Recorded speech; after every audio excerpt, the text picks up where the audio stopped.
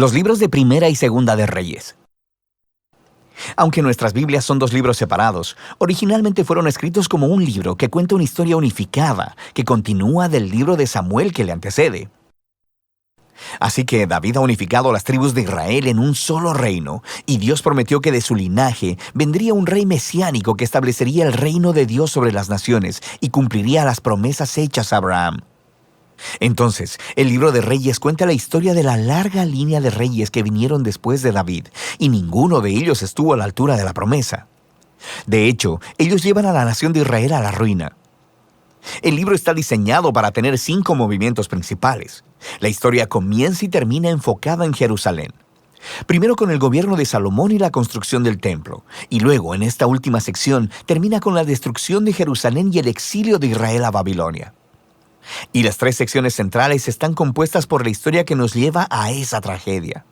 Y explican cómo Israel se dividió en 2 reinos rivales, cómo Dios trató de prevenir la corrupción de Israel enviando a los profetas, y cómo el exilio se convirtió en la inevitable consecuencia del pecado de Israel. El libro inicia con 2 capítulos acerca del traspaso del reino del anciano David a su hijo Salomón. Y las últimas palabras de David a Salomón son muy similares a aquellas de Moisés y Josué y Samuel al pueblo. Es un llamado a permanecer fieles a los mandamientos del pacto y a permanecer leales solo al Dios de Israel. Pero las palabras de David parecen un poco huecas, porque luego David y Salomón se ponen a conspirar de cómo van a consolidar este nuevo reino a través de una serie de asesinatos políticos. No es un buen inicio. El momento más brillante de Salomón es cuando le pide a Dios sabiduría para guiar a Israel, e incluso completa el sueño de David de hacer un templo para el Dios de Israel. Aquí la historia se detiene y describe con detalle el diseño de este templo. Justo como en el diseño del tabernáculo en la Torá, tenemos mucho oro y joyas, e imágenes de ángeles y árboles frutales. Todo este simbolismo hace eco del jardín del Edén. Es el lugar en donde el cielo y la tierra se encuentran, donde mora la presencia de Dios con su pueblo. Pero en cuanto Salomón termina el templo, toma una horrible decisión y el reino se desmorona. Él empieza a casarse con las hijas de otros reyes, cientos de ellas, para hacer alianzas políticas. Y luego, él adopta a los dioses de esas mujeres e introduce su adoración en Israel. Luego, Salomón acumula enormes cantidades de riquezas y organiza un ejército gigante. Incluso instituye el trabajo de esclavos para todos sus proyectos de construcción. Si miras en la Torá y revisas las reglas para los reyes de Israel en Deuteronomio 17, verás que Salomón está rompiendo cada una de ellas. Así que para el tiempo de su muerte, Salomón se parece más a Faraón, el rey de Egipto, que a su propio padre. La siguiente sección inicia con el hijo de Salomón, Roboam, actuando justo como su padre. Es una historia muy triste de ambición y hambre de poder. Él trata de subir los impuestos para el trabajo de los esclavos, y bajo el liderazgo de Jeroboam, las tribus del norte rechazan esto, se rebelan y se separan para formar su propio reino rival. Y ahora en la historia tienes al reino del sur, Judá, centrado en Jerusalén con reyes del linaje de David. Y ahora también este nuevo reino del norte llamado Israel, cuya capital eventualmente será Samaria. Además, Jeroboam construye 2 templos para competir con el templo de Salomón en el sur. Pone en cada uno un becerro de oro para representar al Dios de Israel. La conexión con Éxodo 32 y el becerro de oro es bastante explícita. A partir de este punto, la historia va de un lado para otro, de norte a sur, trazando el destino de ambos reinos. Cada reino tuvo alrededor de 20 reyes consecutivos, y conforme se nos presenta cada rey, el autor evalúa su reinado según algunos criterios. ¿Adoraban solo al Dios de Israel o promovían la adoración a otros dioses? ¿Lidiaron con la idolatría entre el pueblo y permanecieron fieles al pacto como David o se volvieron corruptos e injustos? Y de acuerdo a estos criterios, el autor no encuentra reyes buenos en el reino del norte. 0 de 20. Y luego, en el reino del sur, Judá, solo 8 de 20 obtienen una calificación positiva, lo que se conecta con otro gran propósito del libro, que es introducir el rol de los profetas, figuras clave en la historia de Israel. En la Biblia, los profetas no eran adivinos, sino que hablaban en nombre del Dios de Israel y desempeñaban el rol de guardianes del pacto, lo cual significa que condenaban la idolatría y la injusticia tanto de los reyes como del pueblo.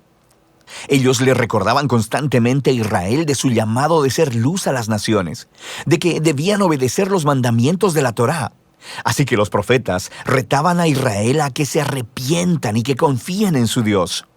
En estas secciones centrales, para cada rey, Dios levanta profetas para pedirles cuentas. Los profetas más prominentes son los del norte.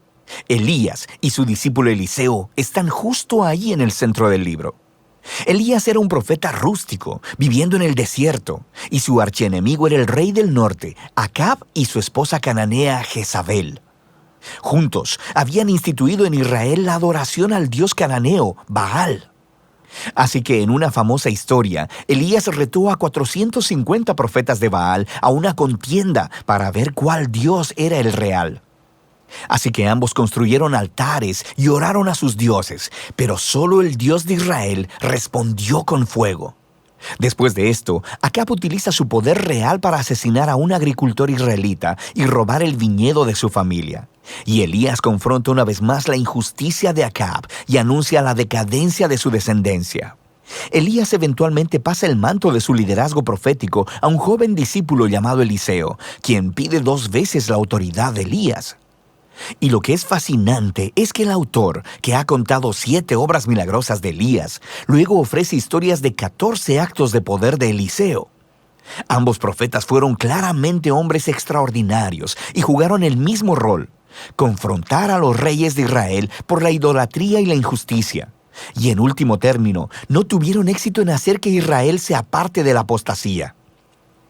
En la siguiente sección, el reino del norte es sacudido por una revolución sangrienta iniciada por un hombre llamado Jehú, quien destruye a la familia de Acab. Aunque Jehú fue inicialmente comisionado por Dios, su violencia se sale de control y crea una espiral de asesinatos políticos y rebeliones de los que Israel jamás se recuperó. Después de Jehú, tenemos golpe tras golpe, y cada rey sigue a otros dioses y permite injusticias horribles. Todo nos lleva a Segunda de Reyes, capítulo 17.